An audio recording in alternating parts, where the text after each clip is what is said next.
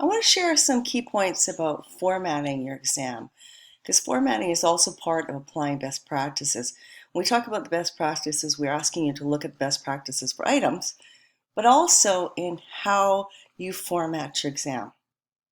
And this is extremely important because it'll help the learner make sure that they know exactly what they need to do and that there won't be any challenges when they write an exam. So when you look at a cover page for the test, and you're going to think about the size. I mean, if it was a small quiz of 10 questions, you probably wouldn't.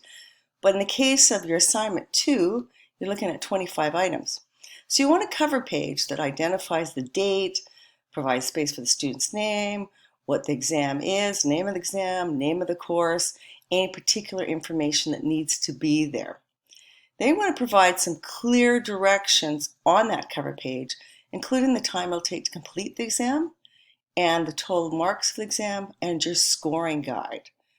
Then you would go and supply directions for each item type. Now, when we talk about items, we're talking about different types. You also put all the types together, you group like together. That allows you to put one set of instructions for one set of items and then the same, so forth and so on. But we want to make sure all the types are together. And you usually organize in a format of from the lowest level, which is fill in the blanks, alternate response, from there up to extended essays. You indicate where and how the answers should be recorded. This might should be implied in an exam, but you'd be surprised what learners will do. You also want to provide some white space between items and sections. I've seen some exams where people are trying to cram too much into one spot. And when you think about the adult learner, the learner that's actually doing this exam, and the angst they're probably going through, we want to make sure it's as easy to read as possible. So you might even be thinking about font size when it comes to your formatted exam. You want to make sure that you're numbering consecutively from the start to the end of the exam. I've seen people also they've got one item type, so 1 to 10 is multiple choice, and then they do 1 to 10 for alternate response also. You want to make sure that you start with a number and it's consecutive to the very end.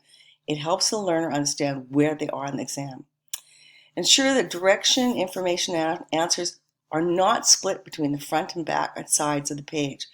So for instance, if you're giving directions on one type and the type doesn't show up to the next page, put in some space. Don't split up the information because there is an opportunity there for learners to miss the information.